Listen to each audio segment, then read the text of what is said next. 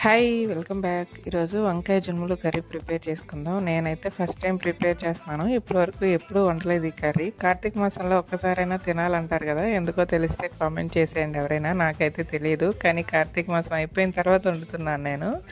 అప్పటి నుంచి అనుకుంటే ఇప్పుడు తీసుకొచ్చారనమాట. కర్రీ కూడా నాకు తెలిసిన ప్రాసెస్లో చేసేసాను. ఇంకా వీటితో ఇంకేమైనా డిఫరెంట్గా ట్రై చేయొచ్చేమో, ఎవరికైనా తెలిస్తే కామెంట్ చేయండి. నెక్స్ట్ టైం అలా ట్రై చేస్తాను. ఫస్ట్ అయితే ప్యాన్లో ఆయిల్ వేసుకొని ఉల్లిపాయ ముక్కలు వేసి అవి బాగా ఫ్రై అయిన తర్వాత వంకాయ ముక్కలు కూడా వేసుకొని సాల్ట్ పసుపు వేసి కొంచెం ఫ్రై అయిన తర్వాత నేను టమాటాలు అల్లం వెల్లుల్లి కలిపి పేస్ట్ చేసి పెట్టేసుకున్నాను. ఆ పేస్ట్ కూడా వేసుకొని టేస్ట్ సరిపడా కారం వేసి అది బాగా ఉడికిన తర్వాత ఇంకొక పక్కన కుక్కర్లో ఈ జునుములు కూడా ఉడికించేసుకున్నాను. నేను ఒక 3 అవర్సే నానబెట్టాను. నైట్ నానబెట్టడం మర్చిపోయాను.